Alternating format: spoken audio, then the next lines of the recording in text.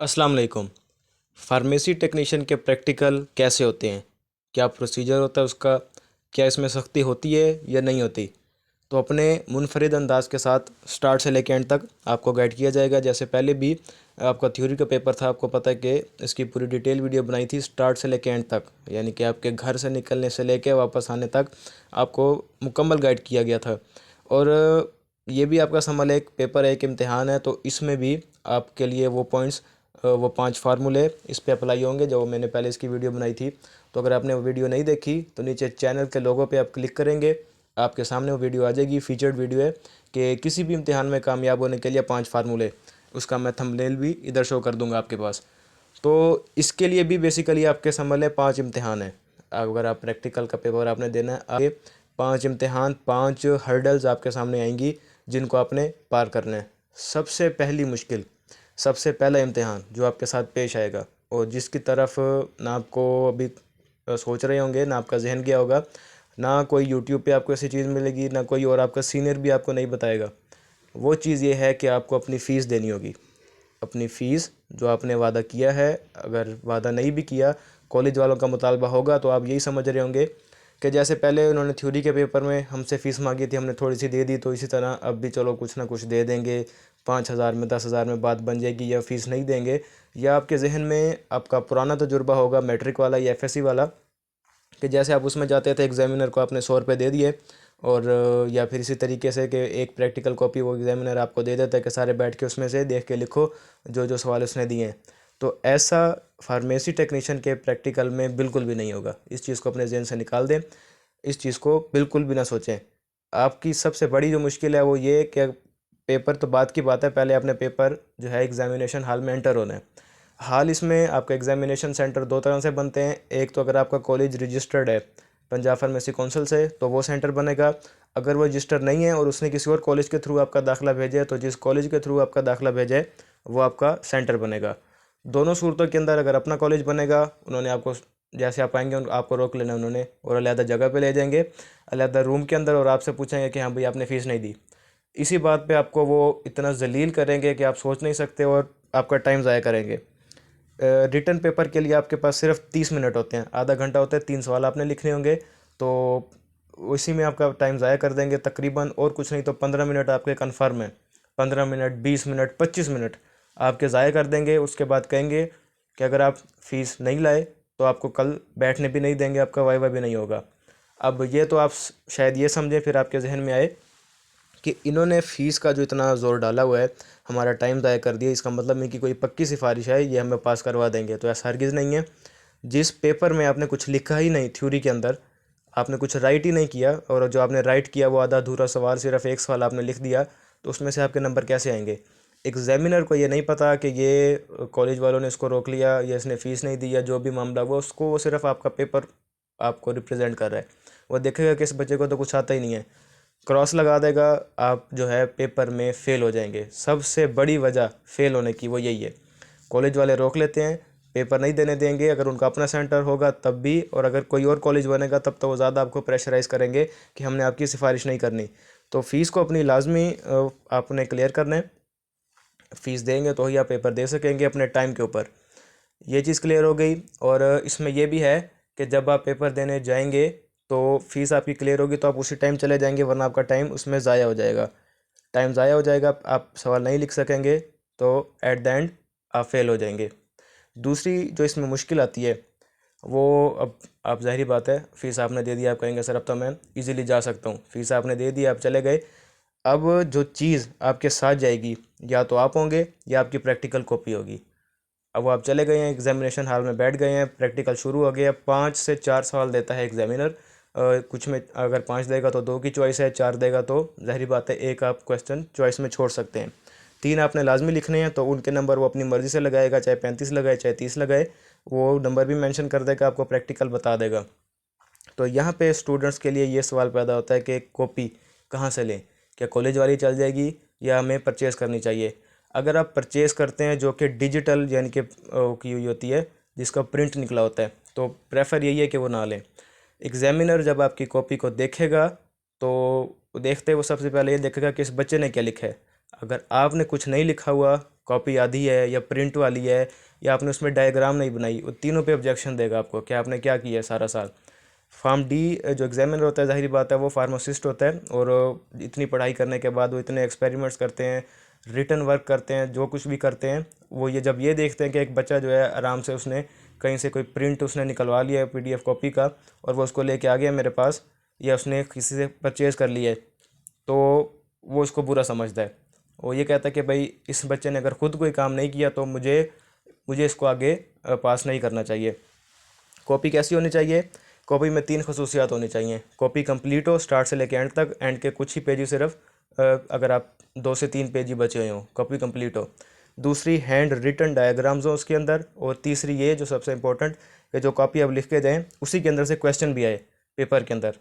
तो ऐसा नहीं होगा कि आपको वो बता तो देंगे कि 5 से 10 मिनट पहले कि आपका फ़लाँ फ़लाँ सवाल आया, तो 5 से 10 मिनट में आप क्या तैयारी करेंगे? तैयारी आपको पहले से करके जानी होगी। और उस टाइम अगर आप ये सोचें प्रैक्टिकल कॉपी आपके पास ही होगी, और वो या तो आपके कहेंगे कि आप अपनी चेयर पे बैठें तो उसको नीचे रख दें पैरों में, वहाँ पे अगर आपने कोशिश की किसी भी तरीके से कि मैं मोबाइल निकाल के देखूँ, किसी बच्चे से पूछूँ, या प्रैक्टिकल कॉपी ओपन करके देखूँ अपने पैरों के ज़रिए, जैसे ही एग्जामिनर को पता चला उसने उसी टाइम आपसे पेपर ले लेना है बगैर कुछ कहे। ये पहले आपको बता रहा हूँ, अगर आपने इस किस्म की कोई हरकत की आपका पेपर कैंसिल भी हो सकता है। तो इससे पहली चीज़ फ़ीस आपने दे देनी है। दूसरी चीज़, चीटिंग बिल्कुल भी नहीं करनी। चाहे आपको नहीं आता, आप कुछ ना कुछ लिख दें, लेकिन चीटिंग नहीं करनी। चीटिंग अगर की तो ज़ाहिर बात है आपने उसी एग्जामिनर के पास जाके वाइवा देना है और उसने आपको जो है फेल कर देना है। ये 2 चीज़ें हो गई आपकी। प्रैक्टिकल की कॉपी अगर आपको चाहिए तो फार्मेसी टेक्नीशियन एकेडमी के प्लेटफॉर्म से आप एतमाद के साथ हासिल कर सकते हैं। कंप्लीट कॉपी है स्टार्ट से लेकर एंड तक, और हैंड रिटन डायग्राम्स हैं, और इसके अलावा इसमें वो क्वेश्चंस भी शामिल किए गए हैं जो पंजाब फार्मेसी काउंसिल के सिलेबस के मुताबिक है। तो इंशाल्लाह उसी में से आपके क्वेश्चंस आएंगे और आप इजीली जो है अपने 3 क्वेश्चंस हर प्रैक्टिकल पेपर में अटैम्प्ट कर सकेंगे। अगर आप कॉपी परचेज़ करना चाहें तो आप नीचे कमेंट कर सकते हैं, और मैं अपना नंबर भी इसमें शो कर दूंगा, आप उस पर भी कांटेक्ट कर सकते हैं व्हाट्सएप पे। 2 चीज़ें आपकी कंप्लीट हो गई हैं, 2 इम्तिहान आपके पास हो गए। तीसरा, परफॉर्मेंस।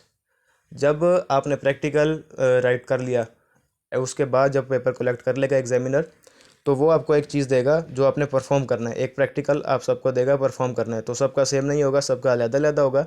तो जिसका भी अलग-अलग होगा वो अगर ये समझे कि मेरा यार प्रैक्टिकल मुश्किल है, मुझे परफॉर्म करना नहीं आता, तो कोई एक आसान वाला है ईजी सा, तो मैं वो कर लेता हूँ। अगर ऐसा किया उसने और एग्जामिनर को पता चल गया, तो एग्जामिनर इस पे भी ऑब्जेक्शन उठा देगा। यहाँ पे मैं आपको एक वाक़या सुनाता हूँ कि एक बच्चे को इसी तरीके से एक प्रैक्टिकल दिया गया।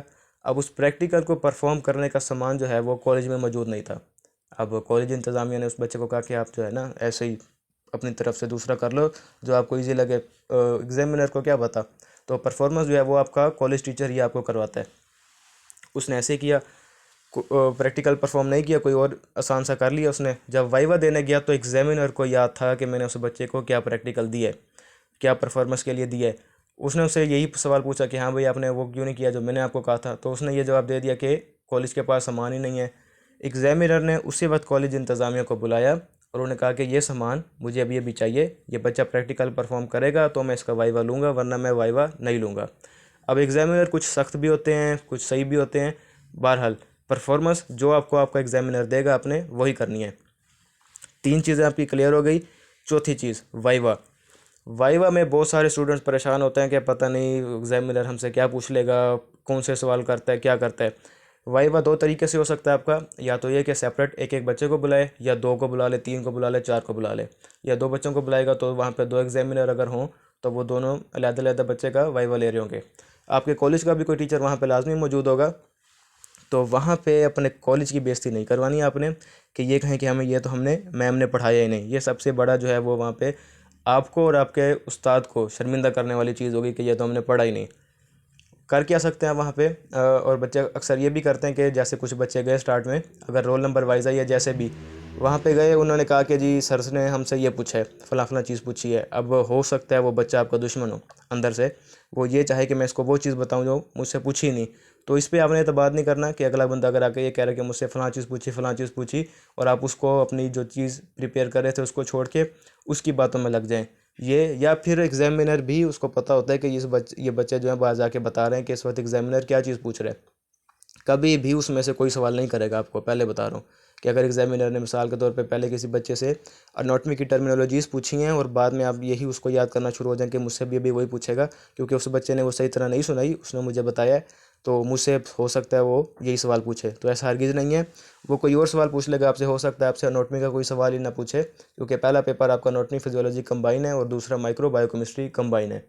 तो इस तरीके से आपने ये नहीं देखना कि उससे ये पूछ रहा है, उससे वो पूछ रहा है, तो मैं उसको तैयार करना शुरू कर दूं। आप अपनी रिवीजन उस चीज़ की करें जो आपको नहीं आती। वाईवे में सारी जनरल नॉलेज होती है, और जनरल नॉलेज आपको कहाँ से आएगी? नीचे डिस्क्रिप्शन में व्हाट्सएप का चैनल है, उस पर सारी ऐसी पोस्ट हैं जो आपको जनरल नॉलेज देंगी। तो इसमें आपको एक और मिसाल देता हूँ। जो स्टूडेंट है वो याद कर रहा था एक चीज़ कि ट्रिप्सन जो है वो, उसने बार बार एक क्वेश्चन पूछा, ट्रिप्सन ट्रिप्सन एंजाइम क्या काम करता है जी? प्रोटीन को डाइजेशन करता है, उसकी प्रोटीन से रिलेटेड है। तो अब मैंने उससे पूछा भाई ये किस लिए याद कर रहे हो, और इसके बाद फिर वो ये भी पूछ रहा था कि हाइपोटोनिक, आइसोटोनिक और ये क्या काम करते हैं, इससे सेल के ऊपर क्या असर पड़ता है। तो मैंने उसे बता दिया। अब उसके बाद उसका कहना यह था कि इस चीज़ को मैं, अगर कोई भी सवाल आता है, जैसे मिसाल के तौर पे प्रोटीन का टॉपिक आ गया, तो मैं इस लाइन को, क्योंकि मुझे पेपर मैंने सारी बुक रिवाइज़ नहीं की, एंड में मैं रिवाइज़ कर रहा हूँ, तो अगर प्रोटीन का टॉपिक आ गया तो मैं इस चीज़ को लिख दूंगा उसके अंदर कि भाई ट्रिप्सन इस तरह से प्रोटीन से रिलेटेड है एंजाइम, और अगर एंजाइम का टॉपिक आ गया तो मैं उसमें भी लिख सकता हूँ, यानी कि दो टॉपिक में मैं एक सेम चीज़ लिख सकता हूँ। तो इसी तरीके से आपने भी अपना माइंड इस्तेमाल करना है। अगर कोई चीज़ नहीं आ रही तो उससे रिलेटेड आप कोई चीज़ बताएंगे। जैसे जैसे एग्जामिनर जो क्वेश्चन पूछेगा, जो जवाब आप देंगे, एग्जामिनर उसी को लेकर चलेगा। जो काम आप करते हैं, जो आप काम बताएंगे, वो उससे भी रिलेटेड आपसे पूछेगा। तो वाइवा कोई इतनी मुश्किल चीज़ नहीं होती कि आप उसको सर पे सवार कर लें। सिंपली फिर मैं एक यहाँ पे आपके लिए सामने खुशखबरी है। अगर आपने वीडियो स्टार्ट से लेकर एंड तक देख रहे हैं तो ये आपका हक है।